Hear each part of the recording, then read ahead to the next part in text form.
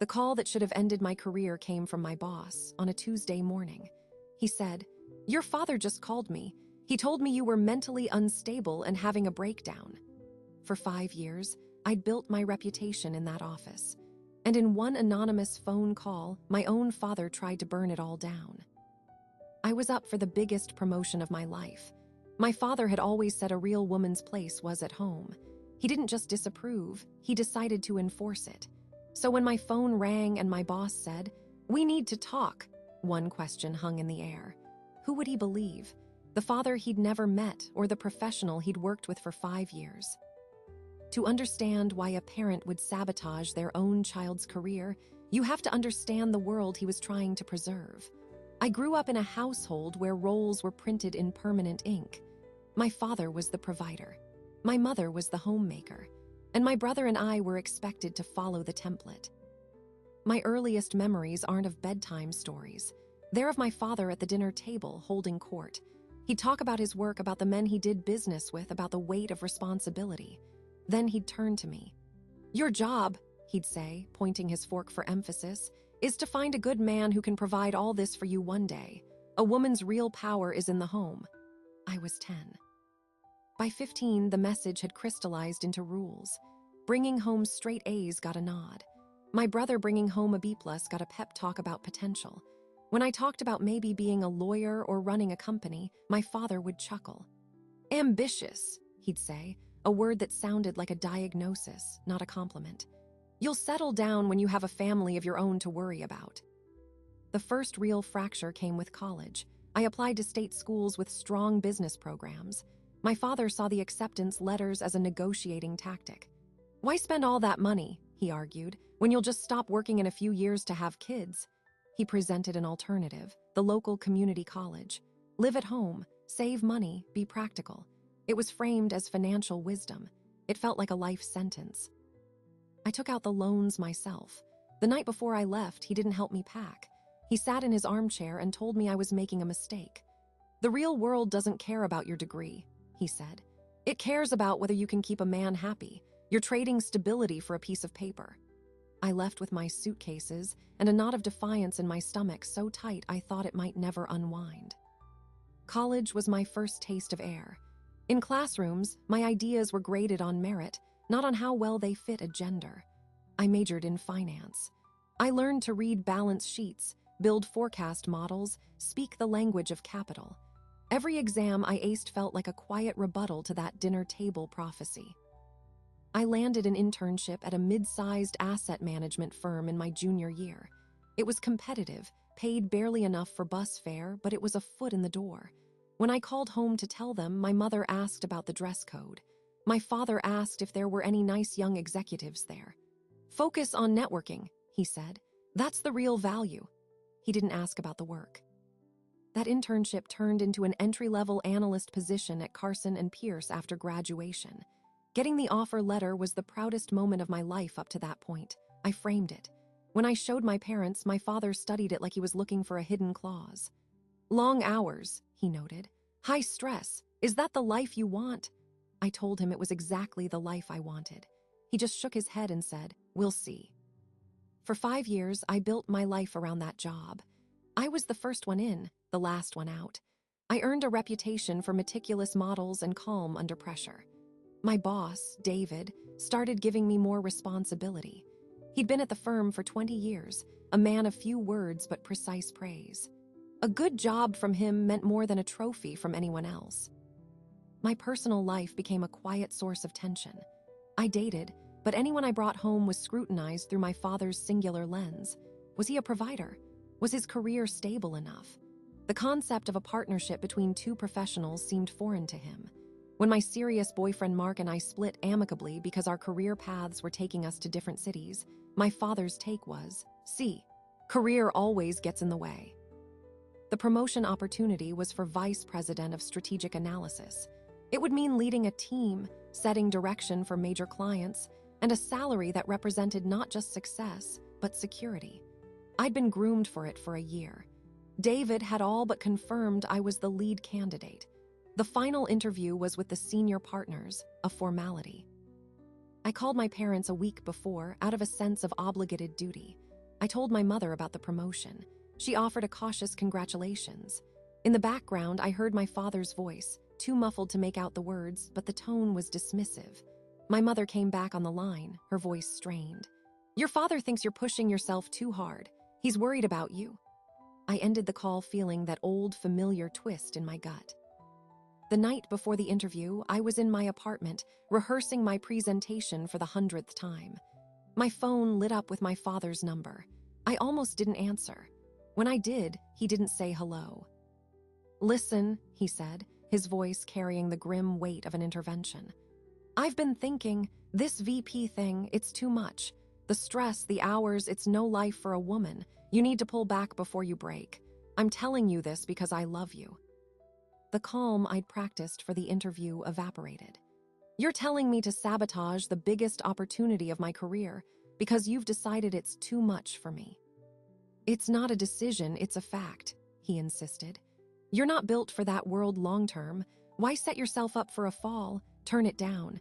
Tell them you want a quieter role. Save yourself the embarrassment later." We argued. It was the same argument we'd had for a decade, but the stakes were now tangible, with a title and an office attached. He ended the call with a final, chilling warning. "If you won't see reason, then you leave me no choice. A father has to protect his child, even from herself." I told myself it was just words. Another attempt to control a narrative he felt slipping away. I went to bed anxious about my presentation, not about my father. That was my first mistake. The interview was scheduled for 10 a.m. I was in the office by 7, going over my notes one last time. At 9:15, as I was pouring a cup of coffee in the kitchen, my cell phone rang. It was David. My boss never called my personal cell. My stomach dropped. "Can you come to my office?" he asked. His voice was neutral, professional, but it was 9:15. The partners were waiting in the conference room down the hall. "Right now," I asked, my mind racing. "Is everything okay?" "Now would be best," he said. The line went dead. I walked to his office, my heels clicking a rhythm that felt suddenly too loud in the silent hallway. His door was open. He was standing by the window, not behind his desk. He turned when I entered, and his expression was unreadable. "Shut the door," he said. I did, and that's when he told me. "I just got off the phone with a man who claims to be your father. He called the main line and insisted on speaking to me directly. He said you were in the midst of a severe mental health crisis. He said you were unstable, having a breakdown, and that promoting you would be a catastrophic mistake for the firm." The air left the room. The presentation in my hand felt like it weighed 100 pounds. David watched me, his gaze steady. He was very persuasive. He said he was calling out of concern for you and for the company. He urged me, in the strongest terms, to remove you from consideration immediately. I couldn't speak. The betrayal was so total, so surgical, it short-circuited my ability to form a sentence. David took a slow breath. "The partners are waiting, but I need to ask you, and I need you to be completely straight with me." He paused, leaning forward slightly. "Is any of what he said true?" My career, my credibility, my future, it all hung on my next sentence, and on whether the man who had signed my paychecks for 5 years would believe the father who had just tried to destroy me. "Is any of it true?" David asked. I looked at the man who had mentored me for 5 years and chose the only weapon I had left: the truth. "No," I said, and my voice didn't shake. "None of it is true. I am not having a breakdown. I am not unstable. My father called you because I am up for this promotion, and he has never believed a woman should have this kind of career. He told me last night to turn it down. When I refused, he said he would protect me from myself. This is what that looks like." David was silent for a long moment, his eyes fixed on mine. The clock on his wall ticked. It was 9:20. The partners were waiting. "He was very specific," David said slowly. "He mentioned mood swings, missed deadlines he claimed you'd hidden. He said you'd been isolating yourself. He framed it as a father's desperate concern." A cold fury settled over me, cutting through the shock. It was so calculated. He'd taken the language of mental health advocacy and weaponized it, knowing how seriously a responsible employer would have to take such a claim. "Check your records," I said, forcing my hands to stay still at my sides. "You have my reviews. You have my project timelines. Have I ever missed a major deadline? Have my deliverables ever been unstable? For 5 years, have I given you a single reason to doubt my reliability?" David didn't look away. He was processing, weighing the father's urgent, anonymous warning against half a decade of documented performance. I saw the moment the scale tipped. His shoulders relaxed, just a fraction. "No," he admitted, "you haven't." "He didn't call because he's concerned," I said, the words sharp and clear. "He called because he wants to control my life, and this promotion puts that life permanently out of his reach. This is sabotage." David nodded once. He walked back to his desk and picked up his phone. He pressed a button. "Sarah, please inform the partners that we need to reschedule the 10 a.m. interview. An urgent personal matter has come up for the candidate. Apologies for the late notice." He hung up. My heart, which had been hammering against my ribs, stuttered. "You're postponing it." "I'm not canceling it," he corrected, his tone turning strategic. "But we can't proceed right now. If I send you in there 5 minutes after that call, their first question will be about your stability. Nothing you present about market analysis will matter. The seed is planted. We have to address the seed first." The professionalism in his voice was the only thing holding me together. He wasn't dismissing me. He was managing a crisis. "What does addressing it mean?" I asked. "It means," he said, sitting down and steepling his fingers, "we need to formally rebut the accusation, not with emotion, with evidence. Your father called the main line. The call was logged. He insisted on speaking to a managing director. That creates a record." He opened a drawer and pulled out a legal pad. "I want you to write down everything you just told me. The conversation last night, his historical opposition to your career, all of it. Timeline, dates, direct quotes if you can." I stared at him. "You want me to document my father's sabotage?" "I want you to document a malicious external attempt to interfere with a company promotion process," he said, his voice dropping. "What he did isn't just a family spat. It's a potential legal issue for this firm. If we promote you and he goes to a client with the same story, claiming we ignored a direct warning, that's a liability. If we don't promote you because of his anonymous call and you can prove it was malicious, that's a different kind of lawsuit. He's put the firm in a bind. My job is to untie it with the cleanest possible cut." The world shifted beneath my feet. This wasn't about my feelings anymore.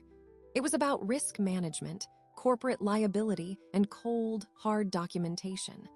My father, in his attempt to drag me back into a domestic drama, had accidentally triggered a professional protocol.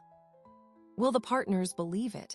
I asked, the professional in me overtaking the devastated daughter. "They'll believe the paper trail," David said.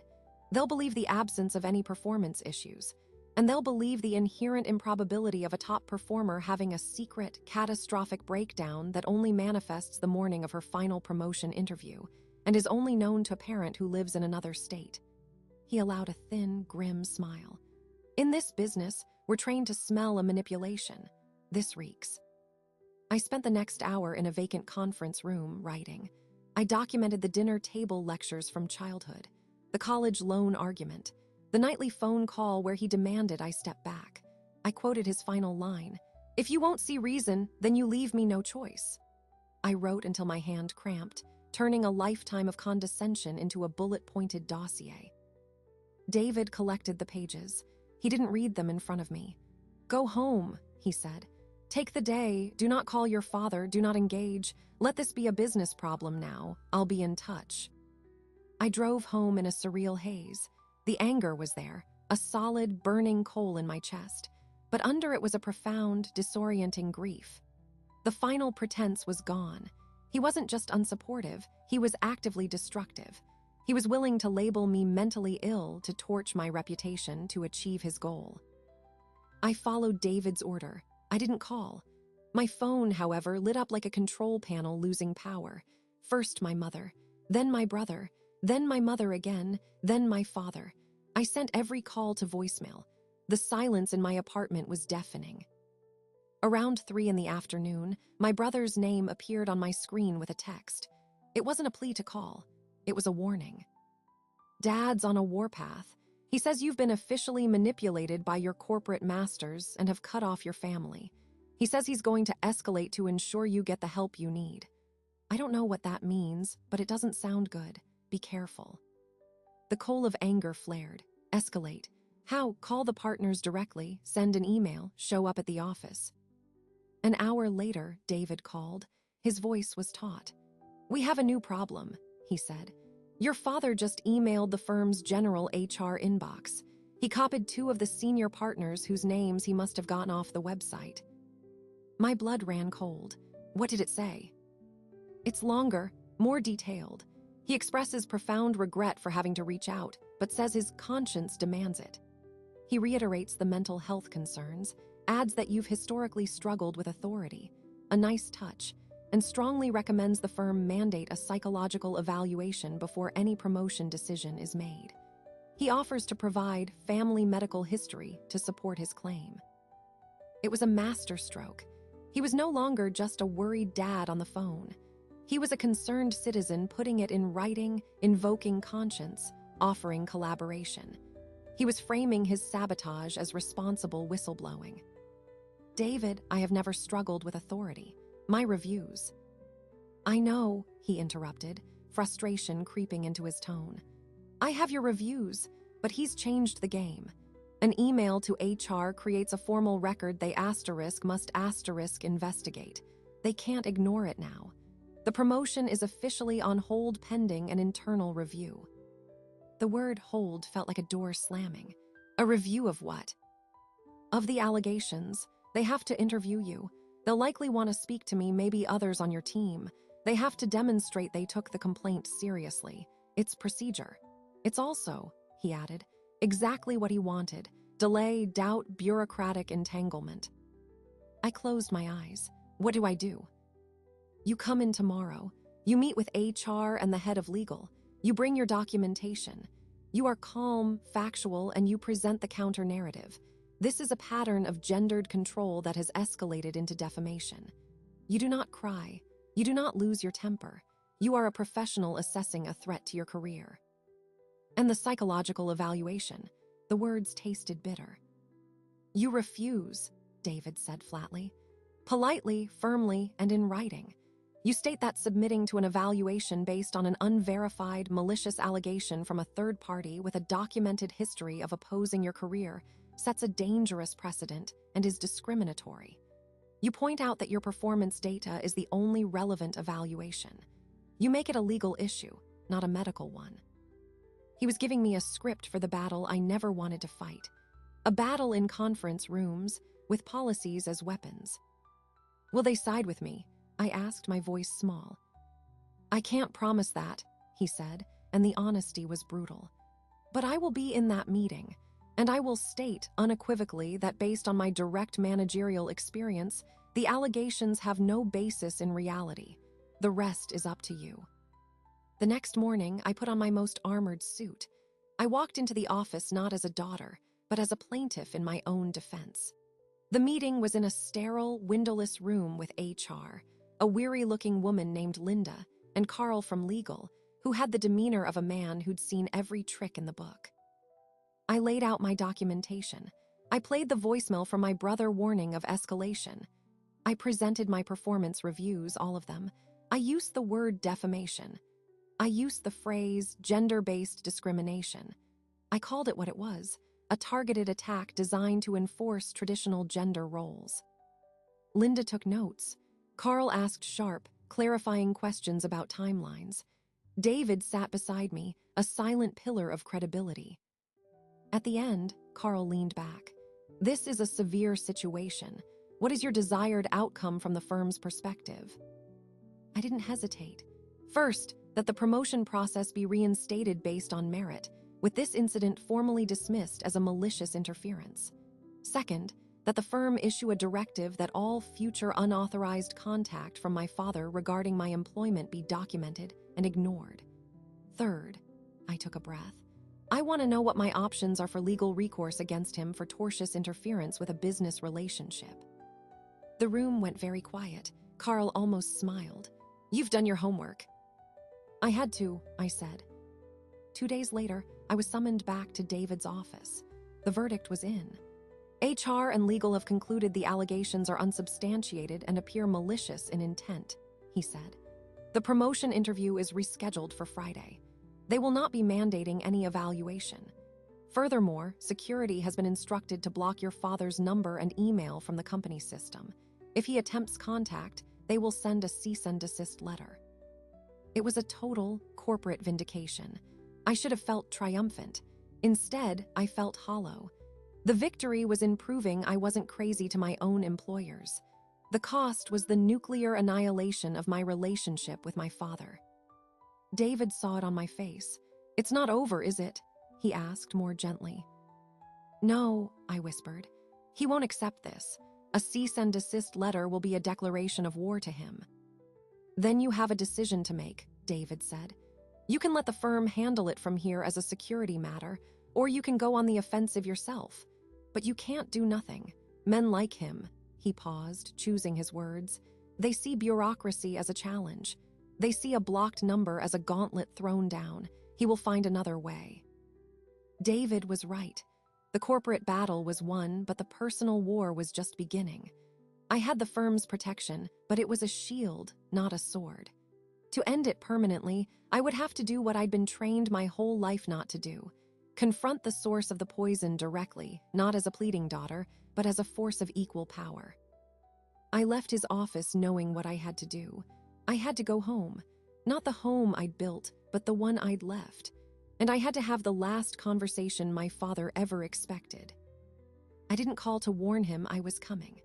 I simply drove the 3 hours to my childhood home on a Sunday afternoon, the day my father was always on the couch watching golf, believing his world was perfectly in order. My mother answered the door. Her face, usually a careful mask of pleasant neutrality, collapsed into sheer panic when she saw me. "What are you doing here?" she whispered, trying to block the doorway. "I need to speak to Dad," I said, my voice calm. I didn't raise it. This wasn't a scene. This was a delivery. From the living room, his voice boomed. "Who is it?" Then he appeared behind her, a newspaper in his hand. When he saw me, his eyes widened, then narrowed into slits of triumph. He thought I'd come to capitulate. "Let her in," he said, stepping back with a magnanimous wave. "She's finally come to her senses." I walked into the house. The smell of lemon polish and roasted chicken was so familiar it made my chest ache. Nothing had changed.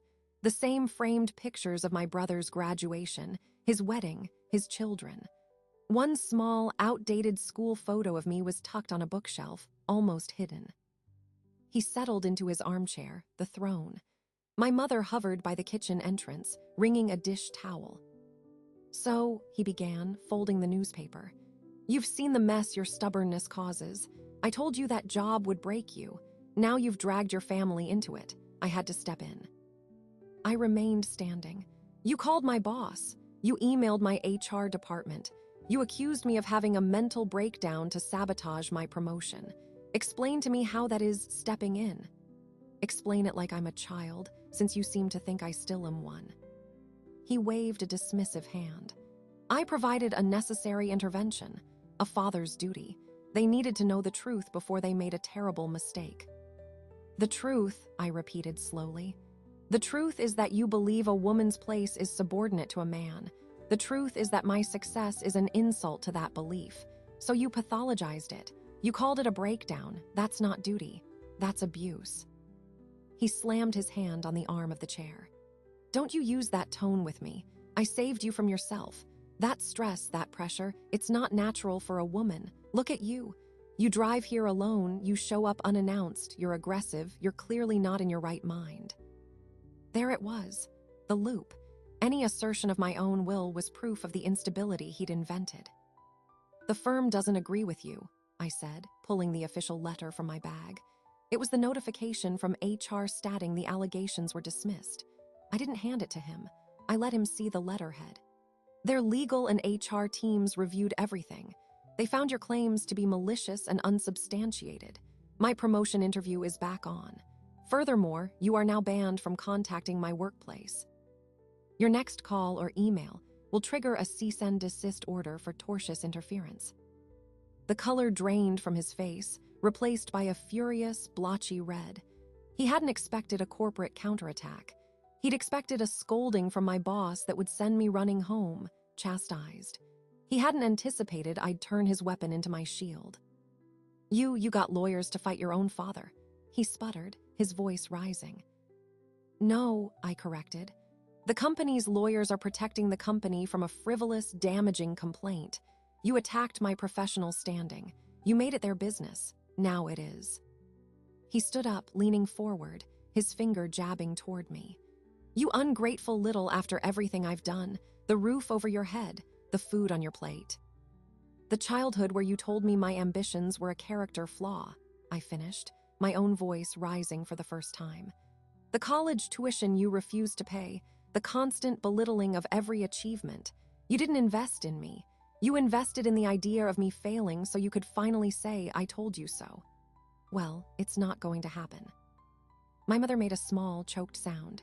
"Please, both of you, stop." My father ignored her, his eyes blazing. "If you walk out that door, if you take that promotion, you are dead to me. You are no daughter of mine. You choose that snake pit of a career over your family, you can forget about us. No inheritance, no support, nothing." The ultimatum, the final, desperate play. Cut me off financially, even symbolically, to try and force obedience through disinheritance. I felt a surreal calm. He was offering me the very thing I needed, a clean cut. "Okay," I said simply. He blinked. "What?" "Okay, if those are your terms, I accept. I choose my career.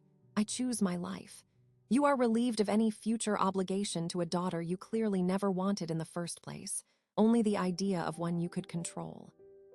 For a second, he was speechless. He'd expected bargaining, tears, pleading. He hadn't expected acceptance. My mother rushed forward. "No, you can't mean that. She's your daughter." "She's a stranger," he roared at her, then turned back to me. "You think you've won? You think your little company letter protects you? You have no idea what I can do. I will tell everyone. Every relative, every family friend. I will tell them you had a psychotic break, that you cut off your loving family for a job. Who do you think they'll believe? Me, a father with a broken heart, or you, the hysterical career woman?" The threat expanded beyond my job. He was going to scorch the earth of my entire personal history, my reputation in my extended family and community. He would paint himself as the grieving victim. It was then, looking at his triumphant, spite-filled face, that I realized I had one card left to play, a card I'd never wanted to use. "Before you do that," I said, my voice dropping to a low, deliberate register, "there's something you should see." I opened my phone, navigated to a scanned document, and turned the screen toward him. It wasn't a company letter. It was a bank statement. Not mine, my mother. From a separate, secret savings account she'd opened 15 years earlier. My father's eyes scanned the document, confusion turning to dawning, horrified recognition. "What is this?" "It's Mom's rainy day fund," I said, looking at my mother, who had gone pale as bone.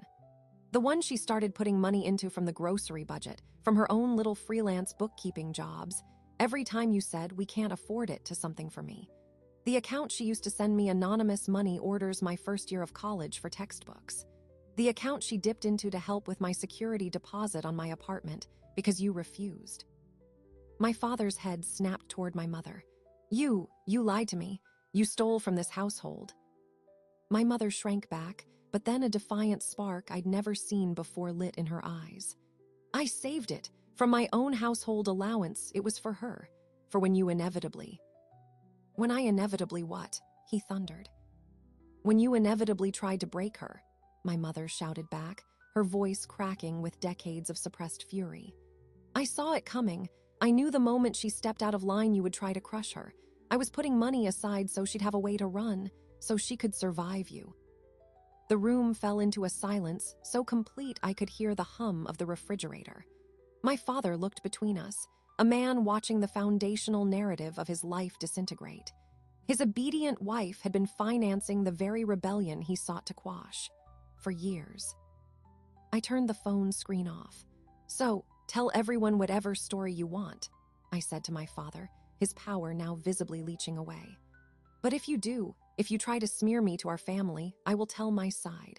And my side will include how Mom had to secretly fund my escape from you. I wonder what everyone will think of the man who drove his wife to hide money from him to protect their child. Who will they see as the unstable one then? It was checkmate. His entire authority was built on the image of the benevolent patriarch, the provider, the rock. This revelation would paint him as a tyrant, a man so controlling his own family operated a secret underground railroad to evade him. He sank back into his chair, all the fight gone out of him, replaced by a profound, bewildered defeat. He'd lost. Not just the battle with me, but the war for control over his family's story. My mother looked at me, tears streaming down her face, but she was nodding. It was a silent transfer of allegiance, of truth. I put my phone away. The interference ends now. You will not contact me. You will not contact my employer. You will not speak about me or my career to anyone. If you do, the full story becomes public. This isn't a negotiation. It's your new reality. I didn't wait for a response.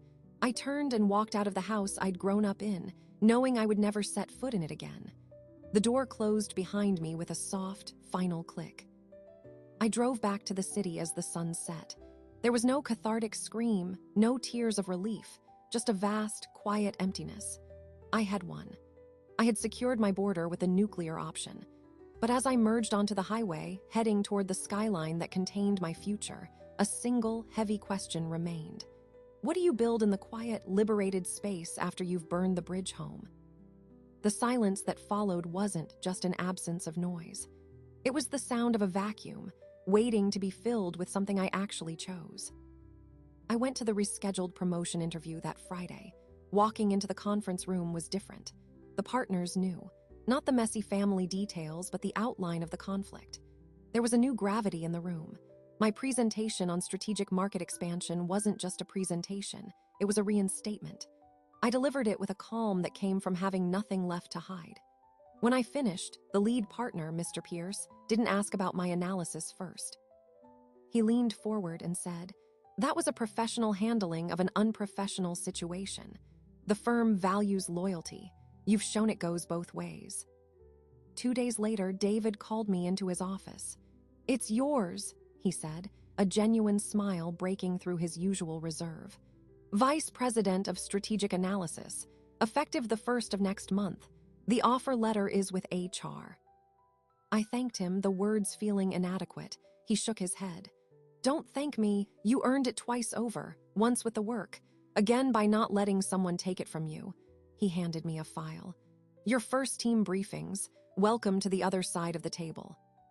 The next few months were a blur of intentional construction.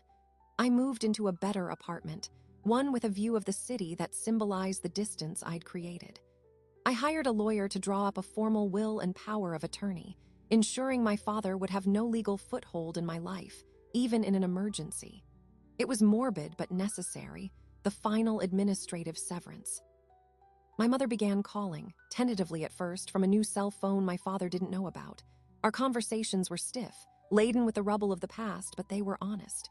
She told me my father had retreated into a bitter silence. He told the extended family I'd abandoned the family for money, a simplified version that painted him as the victim. But she noted he never detailed the breakdown or contacted my workplace again. The threat had held. "He's lost," she said during one call, her voice quiet. "Not just you. He's lost the story he told himself about being in charge, about knowing what was best for everyone. He doesn't know how to be anything else." I didn't offer a solution. That was no longer my job. My brother, caught in the middle, met me for lunch. He was conflicted, loyal to the idea of family, but shaken by the nuclear fallout. "I never knew it was that bad," he admitted. "I mean, I knew he was old-fashioned with you, but calling your job, that's," he searched for the word, "criminal." "It was," I said. We settled into a new, cautious alliance. He became my source of neutral information, and I became his safe space to question the family dynamics he'd always accepted as normal. At work, I thrived. The promotion came with a seat at tables where real decisions were made. I hired a brilliant, outspoken young analyst named Chloe. In our first one-on-one, she asked about navigating office politics as a woman. I gave her the standard advice. Then I added, and document everything. Not because people are out to get you, but because your word should always be the most credible one in the room. She nodded, understanding the subtext I'd never voice aloud. A year passed.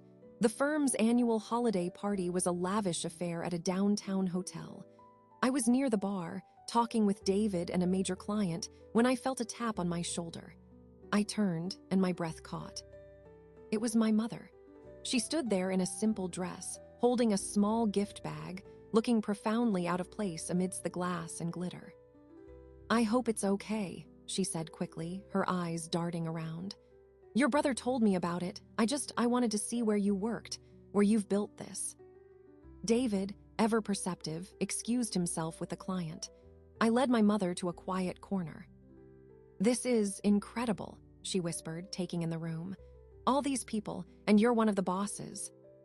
"I am," I said, a strange pride swelling not from the title, but from her witnessing it. She handed me the bag. Inside was a small, framed photograph, not a family portrait.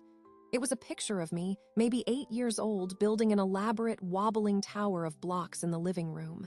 I was concentrating fiercely. On the back, in her delicate handwriting, it said, "The architect, I should have said it then." I looked at her, my throat tight. "I'm saving again," she said, her voice firmer now. "Not in a secret account, in my own name. I've taken a part-time bookkeeping job at the library. He doesn't like it, but he can't stop me. I'm thinking of taking a course in the spring." The surprise wasn't her visit. It was her transformation. The quiet accomplice had become a fledgling rebel in her own right. My stand hadn't just freed me, it had shown her the lock on her own cage. We didn't hug. The distance was still too great, but we shared a look of mutual, hard-won recognition. She left shortly after, slipping out as quietly as she'd come. The gift sat on my desk for weeks. The final piece of closure came from an unexpected direction. 18 months after the promotion, I received a formal-looking envelope at my office. The return address was a law firm in my hometown. For a heart-stopping second, I thought it was a lawsuit. It was a letter from my father's lawyer. Attached was a single-page amendment to my father's will. He had, of his own volition, formally and equally reinstated me as a beneficiary alongside my brother. There was no note, no explanation, just cold, legal language ensuring I would receive a 1/2 share of his estate. It wasn't an apology. It was a transaction, a final, bureaucratic acknowledgement that I existed as a legitimate entity, separate from him. He couldn't say the words, so he'd used a legal instrument. It was perhaps the most honest communication he'd ever managed. I didn't call to thank him. I filed the letter with my other important documents. It was a piece of paper, not a bridge. Some bridges, once burned, should stay ash. My life now is built on a foundation I poured and inspected myself. It is not without its loneliness. There are holidays I spend with friends, not family. There are milestones my parents don't see. But the peace in my apartment, the respect in my office, the unshakable knowledge that my destiny is mine alone to steer, that is the trade I made. And I would make it again.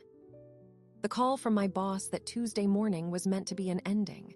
Instead, it was the violent, necessary beginning of my own story. My father gambled that the world would see me through his eyes, as a fragile woman needing to be saved from herself. He lost that bet. The professional who had worked with me for 5 years saw the performer I was, and he called me instead. So, if you are holding your breath, waiting for the people who are supposed to love you to finally see your worth, let this be your permission to exhale. To build the evidence of your own life so compelling that when sabotage comes, even from within your own family, the world has too much proof to believe it. Your value is not a negotiation. It is a fact. And sometimes, the most powerful thing you can do is stop trying to convince the people who deny it and start living in a world that already does. This story was never just about a promotion or a phone call or a father who couldn't let go. It was about a much older, quieter war. The war between the person you were assigned to be and the person you became when no one was looking. Between the script you were given and the life you wrote for yourself. We are taught that family is sanctuary, and for many, it is. But for some, family is the first place we learn to betray ourselves, to shrink our dreams to a manageable size, to accept love that comes with conditions so heavy they feel like chains. The greatest rebellion isn't always loud. Sometimes it's the quiet act of continuing, of showing up to a job you earned, of building a home that is truly yours, of looking at the legacy of control you inherited and deciding firmly that it ends with you. The lingering question my father's call forced into the light is one many of us will face in different forms. When the people who claim to love you become the greatest obstacle to your peace, what do you owe them? Loyalty to the past or fidelity to your future? There is no easy answer, only a choice that leaves pieces of your old self behind. I learned that boundaries drawn in love can look like cruelty to those who benefited from your lack of them. That protecting your peace is not an act of aggression, but the ultimate act of self-respect. And that sometimes, the most profound, yes, you can say to yourself sounds like a final, unshakable no to someone else. If you take anything from this, let it be this. Your worth is not a family heirloom passed down with conditions. It is not a negotiation. You do not have to earn the right to a full life by first proving you can survive a half-empty one. The world is full of people who will see you, who will value the work you do, the mind you have, the person you fought to become. Build your evidence there. Thank you for listening to this story. If it resonated with you, if you've ever stood at the edge of a similar choice, I'd love to hear your thoughts in the comments. And if you want more stories about navigating the complex terrain of family, identity, and building a life on your own terms, please subscribe and hit the notification bell. There are so many more journeys to share. Until next time, remember, the most important call you'll ever get is the one you make to your own future. Pick up.